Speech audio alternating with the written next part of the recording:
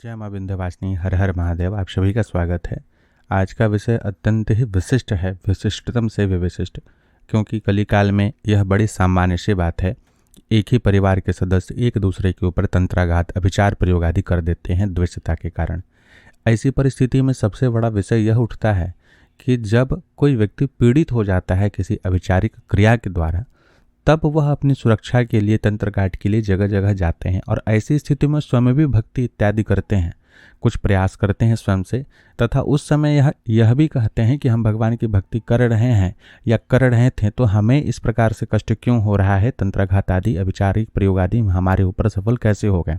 लेकिन सत्यता यह होती है कि उनका समर्पण या उनका वह भाव जो इस समय उनके भीतर जागृत हुआ है, जिस समय उनके ऊपर अभिचार की क्रिया नहीं हुई थी, उस समय ऐसी अवस्था नहीं थी। जब व्यक्ति पीड़ित होता है तो अपनी सुरक्षा के निमित्त फिर उनकी भक्ति भावना भी बढ़ती है और प्रयास आदि भी तेज हो जाते हैं। तथा यहाँ पर एक विषय यह उठता है कि जब एक ही परिवार के सदस्य दूसरे के ऊपर में तंत्राघात करते हैं तो डैमेजेस दोनों जगह होते हैं, दोनों जगह हानि होती है। लेकिन फ़र्क यह होता है कि जो व्यक्ति आपके ऊपर विचार करवा रहा है, उसकी जो क्षति या हानि होगी वो कभी आपको दिखाने का प्रयास नहीं करेगा, जताने का प्रयास ना करेगा, वो कभी नहीं चाहेगा कि आपको पता चले। लेकिन इसके भीतर की चीज़ क्या है, इसे भी जरूर समझना चाहिए सभी को, क्योंकि दोनों के कुल के देवी देवता एक हैं, दोनों के कुल के पितृ एक हैं, दोनों एक ही परंपरा का पालन करते हैं, एक ही कुल में उनका जन्म हुआ है। ऐसी परिस्थिति में जब अभिचारिक प्रयोग गतिविधि आदि होती है तो कहीं ना कहीं इसमें अगर किसी बाहरी शक्ति का हस्तक्षेप किया जा रहा है, यानी तंत्र विचार करवाने वाला किसी दूसरे व्यक्ति का सहायता लिया, वो शमशानिक क्रिया आदि कर रहे हैं या किसी अन्य प्रकार की शक्ति का प्रयोग कर रहे हैं, तो कहीं ना कहीं उससे कुल पितरों को परेशानी होगी, कुल की शक्तियों को परेशानी होगी, या इन्होंने कोई ऐसी प्रक्रिया कर रखी है जिससे कि वो शांत रहें, निष्क्रिय रहें, वो सुरक्षा ना करें। लेकिन ये विडंबना यहाँ पर यह होती है कि यह सुरक्षा तो फिर दोनों को नहीं प्रदान की जाएगी। तो यहाँ होता यह है कि सुरक्षा प्रदान दोनों को तो नहीं करेंगे, लेकिन बाहरी शक्ति के द्वारा जो व्यक्ति विचार करवा रहा है वो अपना सुरक्षा करवा लेता है। अब यहाँ पर इनके कुल पितर और कुल देवता निष्क्रिय रहें, शांत रहें, देख तो सभी रहे हैं कि किनकी गलती है क्या है, लेकिन विद्या, तंत्र, वचन, इन सभी की महत्ता है इस क्षेत्र में, इस कारण से उन्हें शांत रहना पड़ता है। अब जो पीड़ित व्यक्ति हैं वो कहीं से जाकर के जब सहायता लेते हैं तो कोई तांत्रिक या ओझा, सोखा, भुआ जो भी जानकार व्यक्ति होता है, वो जब अपनी सिद्धि की शक्तियों का प्रयोग करता है, वह भी बाहरी शक्ति हैं, अगर प्रत्यक्ष रूप से अगर प्रयोग कर रहा है, तंत्रकाट आदि कर रहा है, तो यहाँ पर एक तरीके से देखा जाए तो कोलेटरल डैमेजेस हो रहे हैं दोनों परिवार को। ठीक है, यहाँ पर उनके घर की मूल शक्ति जो है वो कभी प्रयोग में अभी तक नहीं आ रही है। इस विषय पे भी आएंगे कि कैसे करते हैं फिर मूल प्रयोग ये लोग। अभी तक ये बाहरी शक्तियों का लड़ाई चल रहा है। एक व्यक्ति जो है अपने परिवार का, आपके चाचा मामा जो भी हैं, आपके चाचा ही, मामा तो दूसरा कुल हो जाएगा, चाचा, बड़े पिताजी, छोटे पिताजी, अन्य जो भी, उन्होंने आपके ऊपर विचार किया बाहरी शक्तियों को सिद्ध करके या किसी अन्य सिद्ध व्यक्ति से करवा करके, और आपने भी रक्षा के निमित्त बाहरी व्यक्ति का सहयोग लिया, उनके पास भी बाहरी शक्ति, आपकी कुल की शक्ति उनके पास नहीं है। अब ये दोनों थर्ड पर्सन जो है एक दूसरे से युद्ध कर रहे हैं, कहीं ना कहीं चल रहा है ये चीज़। अब यहाँ पर अगला विषय आता है कि दोनों पक्ष में से कोई भी पक्ष, जब यह ओपन हो चुका है कि भैया अभिचारिक युद्ध यहाँ चलेगा, ज़्यादातर यही होता है कि जो पहला पक्ष होता है जिसने प्रथम बार विचार करवाई है वहीं, और वो जो जानकार व्यक्ति होता है वो इन कुलपितरों में से जो भी नकारात्मक तत्वों से संबंधित हों, जिनकी गति न हुई हो, या फिर जो अभी तक पितृयोनि में आ ही नहीं पाए हैं, उनके निमित्त कोई क्रियाक्रम ना हो और वो उपस्थित हैं उनके कुल में उस समय में, प्रेत की गति को प्राप्त हैं, पिशाच की गति को प्राप्त हैं, अथवा पहले से ही अभिचार में चले हुए हैं, या कुल शक्ति में ऐसी कोई शक्ति उपस्थित है जो देव की नहीं, उपदेव कैटेगरी की हैं, ब्रह्म पिचास, ब्रह्मदेव, मसान घर के, ऐसे कोई शक्ति पूजित रही हैं, और कालांतर में उनका विशिष्ट पूजा आप लोगों ने छोड़ दिया है। सामान्य साल का एक पूजा दे देते हैं, कोई नीति नियम नहीं है बस, तो उनको ये अपने साथ चलने वाली शक्तियों के साथ चला देते हैं।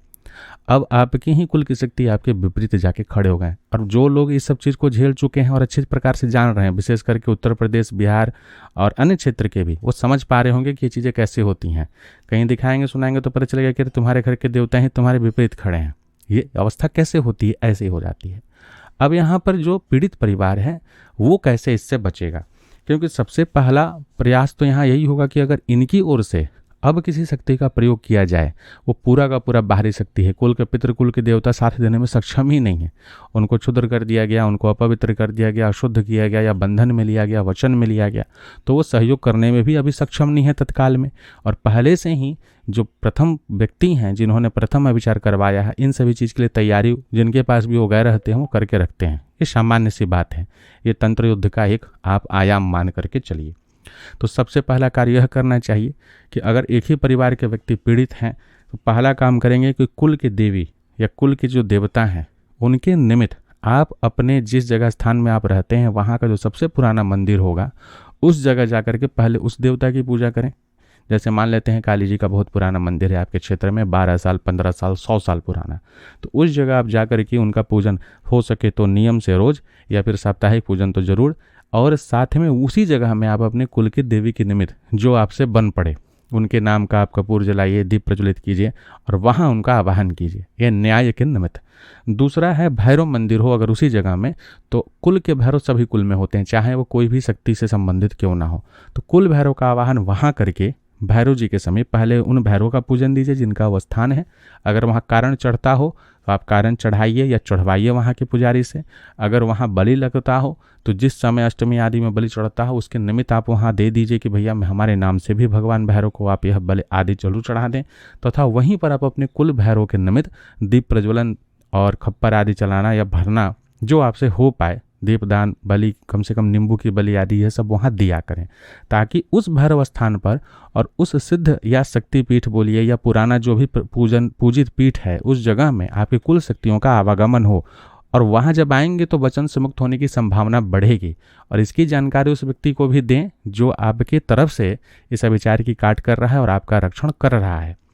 तीसरा चीज़ है कुल पितरों के निमित्त, ये बड़ा जरूरी है। सूर्य को अगर जल देते रहेंगे तो कुल के पितर जो उच्च दिव्य कुल के पितर हैं, दिव्य पितर हैं, वो जरूर आपका सहयोग करेंगे, और उनकी कृपा से जो यहाँ इस भूमंडल में उपस्थित पितर हैं जिनको कि तंत्र मंत्र में जो चलाया जाता है, बंधन किया जाता है, उनको मुक्त करने में सहायता मिलेगी। तो सूर्य नारायण को समय से अर्घ दें, तुलसी जी को जरूर जल दें, और साथ ही साथ में भगवान शिव का अभिषेक, संभव हो तो महीने में एक बार शिववास देख करके रुद्राभिषेक, इतनी प्रक्रिया जरूर फॉलो करें। और उसके साथ साथ में आप फिर बाकी क्रिया करेंगे। जैसे मान लीजिए उदाहरण के लिए आप महाभैरव का जाप कर रहे हैं, इसी चैनल पे उपलब्ध है, उसके विषय में हम बार बार चर्चा करते हैं। तो महाभैरव के जप के साथ में 3-4 चीज़ें जो बताई गई हैं वो अनिवार्य हैं, ताकि ये तब जबकि आपके अपने लोग ही आपके ऊपर विचार किए हैं। जब आप महाभैरव करेंगे और कुल की शक्ति साथ देने लग जाएंगी पूरी तरीके से, वो वचनों से छूट जाएंगी और वहाँ के क्षेत्र शक्तियाँ जो हैं उनका जब सहयोग करेंगी तो जरूर ही आपका कार्य सिद्ध होगा। अब यहाँ पर यह भी है कि ये काम तो वो लोग भी कर रहे होंगे, तंत्र शक्ति होती है, ऊर्जा है, उसे अपने अपने प्रकार से सिद्धियों के प्रकार से चलाया जा रहा है। ये एक तरीके से आप इसे अभिचारिक राजनीति बोल लीजिए। अब आप यहाँ भक्ति भाव मत घुसेड़िएगा। लोग यहाँ कमेंट करेंगे तब भगवान की क्या भावना, भक्ति का क्या फल, लोग भक्ति करते हैं। देखिए वो अपना साइड रखिए अभी यहाँ अभी इसकी चर्चा ही नहीं हो रही है। अगर आप इस विषय को नहीं समझ सकते हैं तो कृपया इसमें अपना टांग ही ना अड़ाएं। यहाँ पे टेक्निकलिटी के साथ में जो बात की जा रही है विचार से संबंधित, विशेष करके वो लोग इस विषय को समझ सकते हैं जो इनसे जूझ रहे हैं, उनके लिए है ये। जो इंटेलेक्चुअल पर्सनस हैं उनके लिए सब विषय नहीं है। आप फिर जाइए, अपना भक्ति भाव कीजिए, राम नाम जपिए, उतने में संतुष्ट रहिए, वो विषय अलग है। अभी इस विषय को यहाँ ना घुसड़ें कृपया। अब जब यह विषय स्पष्ट हो गया, मान लेते हैं कि वो लोग भी इस प्रकार के प्रयोग कर रहे हैं ताकि उनका विचार जो है सफल हो जाए, और आप भी कर रहे हैं, ये स्तर एक आ गया कि ये आयाम भी देख लेते हैं। तब ऐसी अवस्था में अब आपको यहाँ पे तंत्रात्मक प्रयोग के साथ साथ में अपनिष्ट आराध्य से संबंधित शक्तियों का भी यहाँ पर आपको अब प्रयोग करना पड़ेगा। उसके लिए तो घर से बाहर शिव मंदिर में जाप आदि, और विशेष करके अवतारों से संबंधित जो पौराणिक उपाख्यान है उनका पाठ, जैसे गणपति अवतार से संबंधित पाठ कीजिए, कार्तिकेय जी के जन्म आदि की कथा को पढ़िए, पूरा जो विस्तार से वर्णन है शिव महापुराण आदि में उनसे, उतना आपको पाठ रोज करना चाहिए। राम अवतार कृष्ण अवतार की जरूर आपको पाठ आदि करनी चाहिए। दिव्य पुराण से करिए, देवी महाभागवत पुराण से करिए या शिव महापुराण से करिए, जो आपके इष्टाराध्य हो उनसे संबंधित अवतार की कथा पढ़िए, इससे आपको बल मिलेगा। और थोड़ी भक्ति अपने भीतर बढ़ाइए समर्पण का भाव के साथ में, तब अभिचारिक क्रिया के साथ में देवों का साथ में मिलेगा और न्याय की प्रक्रिया बढ़ेगी।